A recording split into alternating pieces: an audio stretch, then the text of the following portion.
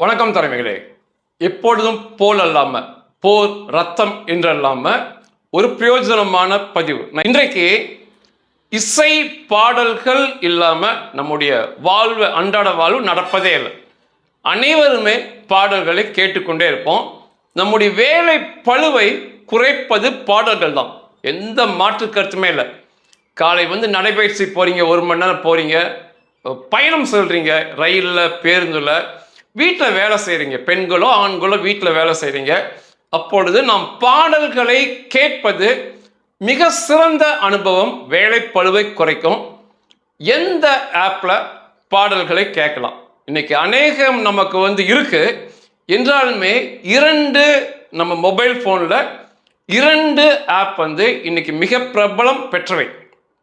ஒன்று ஸ்பாட்டிஃபை, இன்னொன்று YT music. YT மியூசிக்ங்கிறது YouTube உடையது. இந்த 2 மிக பிரபலம். இதில் ஸ்பாட்டிஃபை பக்கத்தில் யாருமே உலகத்தில் செல்ல முடியாது. ராட்சத வளர்ச்சியில் இருக்காங்க. உலக மக்களை நிறுத்தினீங்கன்னா 7ல் ஒருத்தர் ஸ்பாட்டிஃபைவில் பாட்டு கேட்டிருக்கார். அந்த சமயத்தில் 7 பேரில் ஒருத்தர் பாட்டு கேட்குறாங்க. நிச்சயமா மிகப்பெரிய விஷயம். இந்த அளவுக்கு ஸ்பாட்டிஃபை வளர்ந்து வந்தது. இதற்கு முன்னால ஸ்பாட்டிஃபையோடைய சந்தாதாரராக இருந்த நான் இப்போ ஒய்டி மியூசிக் மாறி இருக்கேன். இதை போல நிச்சயமா அறிமுகப்படுத்தும் போது யாரோ சொல்வதை கேட்டு செய்ய மாட்டேன். நிச்சயமாக முழுக்க என்னுடைய அனுபவமா, நீண்ட கால அனுபவமா இருக்க வேண்டும். இன்னைக்கு கூட அநேக யூடியூபர்கள் ஏதாவது ஒரு ஹோட்டலில் போய் அனுபவமே இல்லாமல் ஒரு நாள் அவங்க சொல்கிறத வச்சு வீடியோ பதிவு பண்ணி மிகப்பெரிய கூட்டத்தை அங்கே திருப்புறாங்க. அதெல்லாம் மிகப்பெரிய தவறு. நீண்ட கால அனுபவம் இருக்கணும். திருப்பூரில் ஒரு யூடியூப்பில் இதை பேர் திருப்பூர் செய்திகளை போடுறவங்க, பெருமாநல்லூரில் இங்கேருந்து ஒரு 10-15 கிலோமீட்டர் இருக்கும். ஒரு ஹோட்டல் பெயரை குறிப்பிட்டு இந்த ஹோட்டலில் சாப்பாடு நல்லாயிருக்கும், சாப்பாடோடு பார்சல் தரும்போது 14 வகையான குழம்பு கூட்டுகள், அசைவம் எல்லாமே இருக்குன்னு சொல்லி ஒரு விலையை சொல்லியிருந்தாங்க. சரி, 14 வகை அசைவ உணவு கிடைக்குன்னு சொல்லி ஞாயிற்றுக்கிழமை ஆராதனை முடிச்சுக்கிட்டு நானும் என் மனைவியும் பைக் எடுத்து போகிறோம். சரி, வீட்டுக்கு வாங்கிட்டு வந்துடலாம் அப்படின்னு சொல்லி அந்த கடைக்கு போய் நிற்கிறேன். பெருமாநல்லூரில் அவங்க சொன்ன கடையில் போய் நிற்கிறேன். பக்கத்தில் பொது கழிப்பிடம், பெருமாநல்லூருடைய பொது கழிப்பிடம் பக்கத்தில் இருக்கு. நிற்கவே முடியல என்னால். அதாவது யூடியூபர்கள் புரிஞ்சுக்கணும், அநேக நாள் போய் தான் அனுபவத்தில் முடிவு செய்யணும். ஒரு அடிப்படை நாகரிகம் சுகாதாரமான இடத்துல உணவுப் பொருள் விற்க வேண்டும் என்பது. அந்த நாகரிகம் கூட அவன்கிட்ட இல்லை. இவங்க அதை அறிமுகப்படுத்தி என்னையும் அங்கே அனுப்பியிருந்தாங்க. அதுக்கப்புறம் நான் வாங்காமல் வந்துட்டேன். அப்படிலாம் இருக்கக்கூடாது. மிகப்பெரிய அனுபவம் இருந்திருக்க வேண்டும். சரி, நான் ஏன் ஸ்பாட்டிஃபை யூடியூபுக்கு வந்தேன்? ஸ்பாட்டிஃபை என்பது இது ஸ்வீடன் நாட்டை சேர்ந்த இசையை வழங்கக்கூடிய, பாடல்களை வழங்கக்கூடிய நிறுவனம். இன்னைக்கு 10 கோடி பாடல்கள் ஸ்பாட்டிஃபைல இருக்கு. இசைஞானி இளையராஜா, ஏ.ஆர். ரஹ்மான், தபில் உட்பட அனைத்துமே 10 கோடி பாடல்களை உள்ள வச்சு அவங்க வழங்கி கொண்டிருக்காங்க. இன்றைக்கு நிலைமைக்கு இவர்களுடைய சவுண்ட் குவாலிட்டி, ஒளித்தரத்தில் யாராலுமே கொடுக்க முடியாது. ஸ்பாட்டிஃபைவை நீங்கள் இலவசமாகவும் கேட்கலாம். விளம்பரம் நம்மளை தொல்லை பண்ணிக்கிட்டே இருப்பாங்க. மாதம் 129 ரூபா கொடுத்துமே நீங்கள் விளம்பரம் இல்லாமல் தொடர்ச்சியாக கேட்டு மகிழலாம். இப்போ 2வது பிரீமியம் அறிமுகப்படுத்திருக்காங்க. ஏற்கனவே 129 ரூபா கொடுத்தா ஒரு பிரீமியம் நீங்கள் போட்டு விளம்பரம் இல்லாமல் கேட்கலாம். இப்போ இன்னொரு பிரீமியம் வந்திருக்கு. அது போட்டுக்கிட்டிங்கன்னா அதிக சவுண்ட் குவாலிட்டி, ஆடியோ குவாலிட்டி, ஒளித்தரத்தில் கொடுக்குறாங்க. இந்த ஒளித்தரத்தில் யாராலும் கொடுக்க முடியாது. யூடியூப்லேயே அது இல்லை. வருகின்ற நாட்களில் யூடியூப் ஒய்டி மியூசிக்கில் செய்யலாம். 20 வருஷத்துக்கு முன்னால் இந்த ஸ்பாட்டிஃபை உள்ள வந்தாங்க. இன்னைக்கு நம்பர் 1 அவங்க தான். 30 கோடி பேர் சந்தா கட்டி, அதாவது 129 ரூபா கட்டி, உலகம் முழுவதும் கட்டி பாடல்களை கேட்குறாங்க. 50 கோடி பேர் ஸ்பாட்டிஃபைல இலவசமாக கேட்டிருக்காங்க. மொத்தம் 80 கோடி பேர் ஆக்டிவா, அதாவது ஸ்பாட்டிஃபை இறக்குவது வேற, பாடல்கள் கேட்பது அதில் பயன்படுத்துவது வேற. 80 கோடி பேர் தினம் ஸ்பாட்டிஃபைவை உபயோகப்படுத்துறாங்க. இந்த அளவுக்கு யாருமே இல்லை. ஆப்பிள் மியூசிக்லாம் இருக்கு, அது இன்னும் விலை அதிகமாக இருக்கும். அதுக்குள்ள நான் போல அது ரொம்ப காஸ்ட்லி, அதற்குரிய ஆப்பிள் ஃபோன்லாம் என்கிட்ட இல்லை, அதனால் அதை பற்றி நான் பேசலை. இதில் எங்கே ஒரு சிறந்து விளங்குறாங்க அப்படின்னா, ஒன்று சவுண்ட் குவாலிட்டி, ஒளித்தரம் நம்பர் ஒன்று வச்சுருக்காங்க. இரண்டாவது மிக முக்கியமானது original audio recording. Original audio மட்டும்தான் இவங்ககிட்ட இருக்கும். அதாவது இசையமைப்பாளர் கொடுத்த அல்லது அந்த நிறுவனம் கொடுத்த ஒரிஜினல் மட்டும்தான் வச்சுருப்பாங்க. இவங்ககிட்ட வந்து ரீமிக்ஸு, ரீமாஸ்டரிங், வீடியோ, லைவ் இது எதுவுமே அவங்க வச்சுக்கிறது இல்லை. பாடல்கள் கேட்டோம்னா ஒரிஜினல் குவாலிட்டியில் கேட்கலாம். எப்பொழுதுமே ஒரிஜினல் குவாலிட்டியில் மட்டுமே பாடல்களை கேட்க வேணும். அநேகர் வந்து ரீமாஸ்டரிங்பாங்க. இன்றைக்கு உள்ள டிஜிட்டல் தொழில்நுட்பத்தில் பாடல்களை மெருகேற்றி தரன்னு சொல்லுவாங்க. எக்காரணம் கொண்டும் ஒரிஜினல் பாடல்கள் இசையோட கூடுதலாக எதையும் இவர்களால் கூட்ட முடியாது. இந்த என்ஜினியர்களால் கூட்ட முடியாது. என்ன பண்ணுவாங்க அப்படின்னா, ஏற்கனவே இருக்கின்ற பாடல்களில் ஏதோ ஒன்று ஒரு சத்தத்தை குறைப்பாங்க, ஒரு சத்தத்தை கூட்டி கொடுப்பாங்க. இது வந்து ஏற்றுக்கொள்ள முடியாத ஒன்று. நீண்ட நேரம் அதிக சத்தத்தோட பாட்டு கேட்டிங்கன்னா, அதாவது பாடகர் துணி அதிகமாக இருந்தாலும் உங்களுக்கு பிடிக்காது, பேஸ் அதிகமாக வந்தாலும் பிடிக்காது, சார்ஃபா சில்னு அதிகமாக இருந்தாலும் உங்களுக்கு பிடிக்காது. சரியான கலை வேலை கொடுக்க தெரியணும். அது அந்த இசையமைப்பாளருக்கு மட்டுமே தெரியும். அதாவது மிட்ரேஞ்சில் பாடகருடைய குரல் வரும், இன்னொரு பக்கம் பேஸ் வரும், இன்னொரு பக்கம் சாஃப்ட் சில்னஸ் வரும். இந்த மூன்றுமே எந்த அளவுக்கு கொடுக்க வேண்டும் என்ற ஞானம் என்ற அறிவு இசையமைப்பாளருக்கு மட்டுமே இருக்கும். அது அவருடைய அனுபவம். அன்னைக்கெல்லாம் பார்த்தீங்கன்னா KV மகாதேவன் அவர்கள் இருந்த சமயம், MS விஸ்வநாதன் அந்த சமயங்கள்லாம் பார்த்தீங்கன்னா 2 ட்ராக்ல தான் அவங்க ஆடியோவே ரெக்கார்ட் பண்ணாங்க. சத்தத்தையே 2 ட்ராக் அப்படின்னா 2 மைக். ஒரு மைக்கு வந்து பாடகர் பாடகிட்டு இருக்கும், ஒரு மைக்கை வந்து இசை கருவிகள்கிட்ட வச்சுருப்பாங்க. 2 மைக் தான். அதாவது ஒரு ட்ராக் அப்படின்னா அந்த ட்ராக்ல 2-3 மைக் வைக்கலாம். ஆனால் ஒரு சத்தத்தை மட்டும்தான் அது பதிவு பண்ணும். ஒரு பாடகி பாடும்போது அந்த பாடகியோட சத்தம் பதிவாகும். இன்னொரு மைக் வந்து அது பேரலாக கொடுத்துருப்பாங்க. பாடகர் பாடும்போது அந்த சத்தம் பதிவாகும். அது ஒரு ட்ராக் தான். 2 மைக் வைக்கலாம், 3 மைக் வைக்கலாம். இந்த பக்கம் இசையமைப்பாளர்கள் ஒரு ட்ராக்ல ஒரு மைக்ல பதிவாயிட்டு இருப்பாங்க. அன்னைக்கெல்லாம் வந்து அதிக மைக் வைக்காம எந்த இசை சத்தம் நல்லா கேட்கணுமோ அதை முன்னுக்கு வைப்பது, எந்த சத்தம் அந்த பாட்டுக்கு கொஞ்சம் கம்மியாக இருக்குமோ அது பின்னுக்கு வைப்பதுன்னு சொல்லி அதையெல்லாம் முறைப்படுத்தியது இசையமைப்பாளர் தான். அதையும் தாண்டி பாடகர் பாடும்போது இந்த இடத்துல மைக்கை ஒட்டி பாடுங்கம்பாங்க, இந்த இடம் வரும்போது மைக்கை விட்டு கொஞ்சம் பின்தள்ளி போங்கம்பாங்க. இது எல்லாமே ஒரிஜினல் ட்ராக்ல மட்டுமே நீங்கள் ரசிக்க முடியும். ரீமாஸ்டரிங் போனீங்கன்னா ஒன்றா பேஸ் கூடுதலாக இருக்கும், இல்லை சாஃப்ட் கூடுதலாக இருக்கும், தலை வலியை தரும். ஸ்பாட்டிஃபை ஒரு காலமும் இந்த ஒரிஜினல் ஆடியோவை தவிர வேற அவர் தரதே இல்லை. அது மிகப்பெரிய ப்ளஸ் பாயிண்ட் அவங்களுக்கு. இரண்டாவது ஹை குவாலிட்டி. அவர்களுடைய ஒளித்தரம் இன்னைக்கு யார்ட்டையுமே இல்லை. ரெண்டுமே அவங்கள்ட்ட மிகப்பெரிய ப்ளஸ் பாயிண்ட். அப்படி இருந்துமே நான் ஏன் YT மியூசிக் வந்தேன். இரண்டுமே ஒரே அளவு தான் சந்தா தொகை வரும். இந்த YT மியூசிக்ங்கிறது யூடியூபுக்கு சொந்தமானது. ஸ்பாட்டிஃபை 20 வருஷமா இருக்காங்க, இவங்க இப்போ 10 வருஷமா இருக்காங்க. அதுக்கு முன்னால் கூகுள் மியூசிக்காக இருக்குது. இப்போ யூடியூப் அதை கைப்பற்றி YT மியூசிக்னு சொல்லி தனித்து செயல்படுறாங்க. இங்கேயுமே நீங்கள் பணம் கட்டியும் கேட்கலாம், பணம் கட்டாமையும் கேட்கலாம். 13 கோடி பேர் பணம் கட்டி YT மியூசிக்கில் பாட்டு கேட்டிருக்காங்க. ஸ்பாட்டிஃபைல 10 கோடி பாடல்கள் இருக்கு. YT மியூசிக்கில் 10 கோடியை தாண்டிய பாடல்கள் இருக்கு. ஏன்னா இது யூடியூப் அதுக்கு சொந்தமானனால அதிலுள்ள ஆடியோக்கள் எல்லாமே இதற்கு சொந்தமானது. அதனால வந்து கணக்கு பார்த்தீங்கன்னா பாடல்கள் எண்ணிக்கை ஸ்பாட்டிஃபைவையும் YT மியூசிக்கையும் ஒப்பிட்டே பேச முடியாது. மிக அதிக அளவு இந்த YT மியூசிக்கில் இருக்கும்.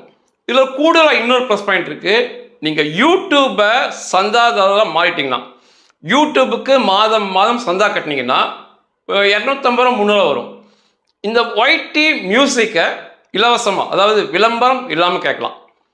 யூடியூபுக்கு வந்து நீங்கள் பணம் கட்டுவதற்கும், யூடியூப் ப்ரீமியம் அப்படிம்பாங்க, பணம் கட்டுவதற்கும் பணம் கட்டாமல் பார்ப்பதற்கு என்ன வித்தியாசம்னா, பணம் கட்டி பார்த்தால் விளம்பரம் வரவே வராது. யூடியூப் பிரீமியத்தில் கூடுதலாக சில வீடியோக்கள் கிடைக்கும். இது முக்கியமானது, நிறைய பேருக்கு தெரியாது. எப்படி கூடுதலாக வீடியோ கிடைக்குதுன்னா, சில வீடியோ வந்து ரொம்ப வன்முறையாக இருந்தால், அதிக பாலியல் காட்சிகள் இருந்தால் சந்தாதாரர்கள் அதுக்கு வந்து விளம்பரம் தர மாட்டாங்க. அதுதான் யூடியூப்ல மஞ்சள் விளக்கு சிவப்பு விளக்குக்கு போகிறது. என்னுடைய பதிவு அடிக்கடி சிவப்புக்கு போயிடும், ரத்தம் கொலை பேசுறதுனால. அதே போல பாலியல் காட்சி அதே மாதிரி தான், அதிகமாக இருந்தால் விளம்பரத்தாரர்கள் விளம்பரம் தர மாட்டாங்க. அதனால சாதாரணமாக பார்க்கின்ற யூடியூப்ல அந்த வீடியோ ஓடாது.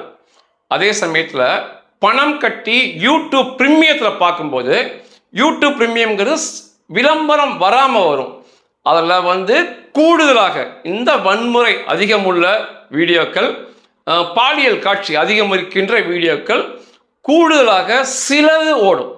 அதிகமான வித்தியாசம் இருக்காது, சில வீடியோக்கள் கூடுதலாக இந்த பிரீமியமில் கிடைக்கும். அதை தாண்டி இந்த YT மியூசிக்ங்கிறது உங்களுக்கு இலவசமாக, யூடியூபுக்கு பணம் கட்டினீங்கன்னா இது உங்களுக்கு இலவசமாக கிடைக்கும். இந்த YT மியூசிக்கில் ஒரிஜினல் ஆடியோ ட்ராக் அதுவும் கிடைக்கும், அது வீடியோவில் கிடைக்கும், ரீமாஸ்டரிங்கில் கிடைக்கும், ரீமிக்ஸில் கிடைக்கும், பலவிதமாக லைவில் கிடைக்கும், பலவிதமாக YT மியூசிக்கில் கிடைக்கும். ஆனால் ஸ்பாட்டிஃபைல ஒரிஜினல் ஆடியோ ரெக்கார்டிங்கை கேட்டு பார்க்கலாம், இதில் எல்லாமே கிடைக்கும். சரி, ஏன் நான் YT மியூசிக் இப்போ பயன்படுத்துகிறேன் அப்படின்னா, ஒரு பாடலை நீங்கள் கேட்குறீங்க, அதற்கடுத்து வருகின்ற பாடல்களை மிக சரியாக புதிதான நீங்கள் கேட்காத பாடலை கொடுக்க தெரிய வேண்டும். இது ரொம்ப முக்கியமானது. இந்த சவுண்ட் குவாலிட்டிலாம் ரெண்டுமே ஒரே மாதிரி தான், கொஞ்சம் கூடுதலாக ஸ்பாட்டிஃபைல இருந்தாலுமே YT மியூசிக்லேயே அதெல்லாம் குறை சொல்ல முடியாது. நிறைய பாடல்கள் YT மியூசிக்கில் இருக்குது. அதை தாண்டி அந்த செயற்கை நுண்ணறிவு, இதெல்லாம் வந்து அடுத்தடுத்த பாடலை வந்து உங்களுடைய ரசனைக்கு ஏற்ப கொடுப்பது செயற்கை நுண்ணறிவு. இப்போது அதில் வந்து மிக பெரிய அளவில் YT மியூசிக்கில் மேம்படுத்தியிருக்காங்க. அதுதான் ரொம்ப முக்கியம்.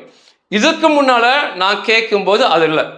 இது என்ன ஆகுன்னா, நீங்கள் வந்து பாடல்கள் கேட்கும்போது திரும்ப திரும்ப நீங்கள் கேட்ட பாடல்கள் ஸ்பாட்டிஃபைலையும் YT மியூசிக்லையும் வரும். அது உங்களுக்கு ஒரு எரிச்சலை தரும்.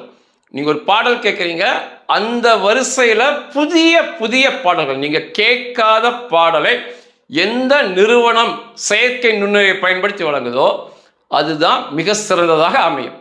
புதிய அனுபவம், புதிய பாடல் கேட்ட மாதிரி இருக்கும். ஸ்பாட்டிஃபைல எனக்கு பெரிய குறையாக இருந்துச்சு, கேட்ட பாடலே திரும்ப வரும். நான் ஏற்கனவே லைக் பண்ணி வச்சது, ஏற்கனவே அதிகமாக கேட்ட பாடலை திரும்ப திரும்ப கொடுக்கும்போது ஒரே பாடல்கள் கேட்குற சூழலில் இருந்து YT மியூசிக்கில் இப்போது சூப்பராக பண்ணுறாங்க. முந்தா நேற்று துணிகளை அயன் பண்ணுறதுக்கு இந்த பாடல் கேட்கும்போது இந்த பதிவை கொடுக்க வேண்டும் என்று தோணுச்சு. சரி, நான் துணி வந்து ஒரு 15 துணி எடுத்துக்கிட்டு, சரி 1 மணி நேரம் 1000 பாட்டு கேட்கலான்ட்டு காதில் அந்த ஹெட்செட் போட்டு YT மியூசிக்கில் போகும்போது முதல் பாடல்கள் தேர்வுன்னு சொல்லி கொடுப்பாங்க, பிக்கப் பண்ணிக்கலாம். அப்படி இந்த அந்த ராத்திரிக்கு சாட்சி இல்லை என்ற படம் நீங்கள் கேட்டிருக்கலன்னு தெரியல, எதிர்பார்த்தேன் இளங்கிலேயே காணவில்லைன்னு சொல்லி ஒரு பாடல் எனக்கு ரொம்ப இசையில் ரொம்ப ஆர்வம் அதிகமாக இருக்கும். இசைக்கருவி ட்ரம்ஸ் வாசித்துவேன் நான் முதலுமே. இப்போ என்னுடைய பிள்ளைகள் வந்து கீபோர்ட் கிட்டார்லாம் வாசிப்பாங்க. எதிர்பார்த்தேன் இளங்கிலேயே காணவில்லை, KV மகாதேவன் அவர்கள் இசையமைத்த பாடல்கள் எனக்கு மிகவும் பிடித்த பாடல்.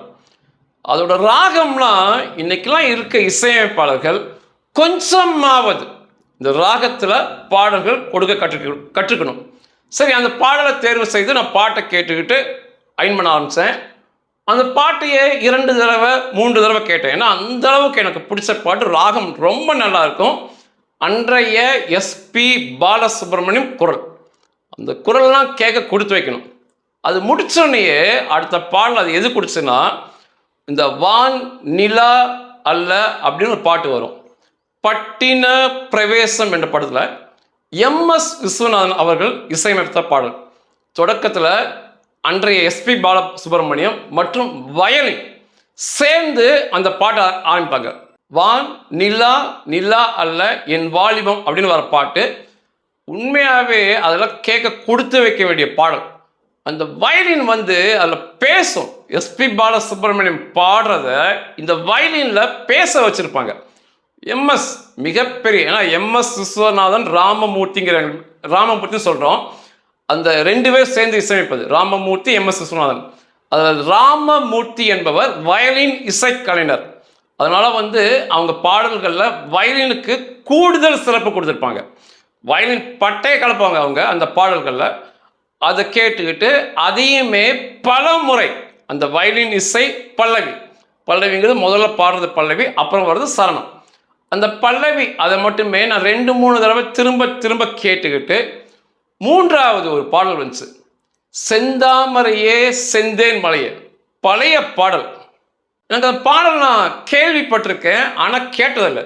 செந்தாமரையே செந்தேன் மொழின்னு சொல்லி சங்கர் கணேஷ் அவர்கள் இசையமைத்த பாடல் புகுந்த வீடுங்கிற படம். பழைய பாடகர்கள் பாடின பாட்டு.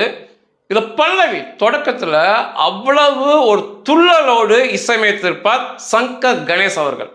இந்த பாட்டு உண்மையாகவே கேட்டதுக்கு அன்றைக்கி நான் உண்மையாக கொடுத்து வச்சுருக்கணும். இதையுமே நான் பல்லவியை மாற்றி திரும்ப திரும்ப போனேன். 4வது ஒரு பாடல் அதே டி மியூசிக்லேருந்து வந்துச்சு, சிறையில் சில ராகங்கள்ங்கிற படம். இதெல்லாம் யாருக்குமே தெரியாது. இளையராஜா அவர்கள் இசையமைத்த படம். அவர் பாட்டு தென்றல் வரும் சொல்லி பாட்டு. இந்த பாட்டெல்லாம் நீங்கள் கேட்டு பாருங்க. பல்லவியில் அந்த பாட்டுடைய ராகம் அதற்கு இணைந்து வாசித்த பேஸ் கிட்டார். இந்த பேஸ் கிட்டார் அப்படின்னாவே இசைஞானி இளையராஜா தான். அதற்கு முன்னால் தான் வந்து பேஸ் கிட்டார் எம்எஸ் அவர்கள் நேரத்தில் ஆங்கிலோ இந்தியன் அவங்ககிட்ட வந்து அந்த பாட்டு போட்டு அந்த பாட்டை பாடி காட்டும்போது அதற்கு ஏற்ப பேஸ் கிட்டாரில் வாசிப்பது அவர்கள் வழக்கம். அன்றைய வழக்கம் அப்படி இருந்தது. இசைஞானி வந்த பிறகுதான் பேஸ் கிட்டார் சரியாக அந்த பாடல் முழுவதும் வரும். அதற்கான நோட்ஸை மிக சரியாக எழுதி கொடுத்துருப்பார். அவர் சொன்ன நோட்ஸில் வாசிக்கணும். இந்த பாட்டு சிறையில் சில ராகங்களில் தென்றல் வரும் சொல்லி வரும். கேளுங்க, அந்த பல்லவி உங்களை மயக்கிறோம். அதில் அதுவும் வருகின்ற பேஸ் கிட்டார் வந்து வேற லெவலில் இருக்கும். இந்த வரிசையில் பாடல் போச்சு. 4 அல்லது 5 பாடல் கேட்கும்போது 1 மணி நேரம் முடிஞ்சிருச்சு. நான் என்னுடைய அயன் பண்ணுற வேலையை முடிச்சுக்கிட்டேன். எந்த வித சிரமம் இல்லாமல் மிக சந்தோஷமாக அந்த காரியம் முடிஞ்சிச்சு. அதை முடிச்சோன்னு தான் இந்த பாடல்களை நான் வரிசையை கேட்ட பிறகு தான் நான் ஒயிட் டி மியூசிக்கை பற்றி உங்கள்கிட்ட பேசுகிறேன். 2மே உங்களுக்கு முன்னால் இருக்குது. 2மே கிட்டத்தட்ட ஒரே பணத்தை மாதம் 129 ரூபா கட்ட வேண்டியிருக்கும். இலவசமாகவும் நீங்கள் பயன்படுத்தலாம். ஒயிட் டி மியூசிக்கில் கூடுதலாக நீங்கள் யூடியூப்பை ப்ரீமியத்துக்கு போனீங்கன்னா 250 ரூபா வரும்னு நினைக்கிறேன். யூடியூப் ப்ரீமியம் 250-300 ரூபா வரலாம். யூடியூப்பும் பார்த்துக்கொள்ளலாம். விளம்பரம் இல்லாமல் கூடுதலாக சில வீடியோ கிடைக்கும். இங்கே ஒயிட் டி மியூசிக் அதுக்கு இணைப்பாக சேர்த்து கொடுப்பாங்க. இந்த பாடல்களை மிக சரியாக எடுத்து கொடுக்க வேண்டும். நீங்கள் ஒரு பாட்டு கேட்குறீங்க, உங்கள் மூடு வந்து நீங்கள் தேர்ந்தெடுக்கும் போதே உங்கள் மூடுக்கேற்ற பாட்டு தான் நீங்கள் எடுப்பீங்க. எப்போவுமே காலை நடைப்பயிற்சிக்கு போகிறீங்க, அல்லது அமைதியாக உட்காந்து ஒரு சாமி பாடலை கேட்குறீங்க, அல்லது வேலையோடு ஒரு துள்ளலான பாட்டு கேட்குறீங்க, உங்கள் மூடுக்கேற்ற மாதிரி தான் பாட்டை முதல்ல நீங்கள் தேர்ந்தெடுப்பீங்க. அதற்கடுத்து வருகின்ற பாடல்கள் அதற்கு ஏற்றாற் போல கேட்காத பாடலை கொடுக்க தெரியணும். அதுதான் செயற்கை நுண்ணறிவு. அதுதான் நமக்கு ரொம்ப இன்பமாக இருக்கும். நான் அந்த 4 பாடல்களில் அந்த எதிர்பார்த்தேன் தான் நான் தேர்ந்தெடுத்தது. அதற்கடுத்த வந்த பாடல்கள் எல்லாமே நான் அதுவரை கேட்காதது, பிரமிக்க வைத்தது. அதை கேட்டோன்னு தான் இந்த பதிவு உங்களுக்கு கொடுக்கணும்னு நினைச்சேன். நிச்சயமாக இசைப்பிரியர்களாக இருந்தால் 2யுமே முயற்சி செய்து பாருங்கள். ஒயிட் டி மியூசிக் கூடுதலாக உங்களுக்கு ஒரு சுக அனுபவத்தை கொடுக்கும். நன்றிகள்.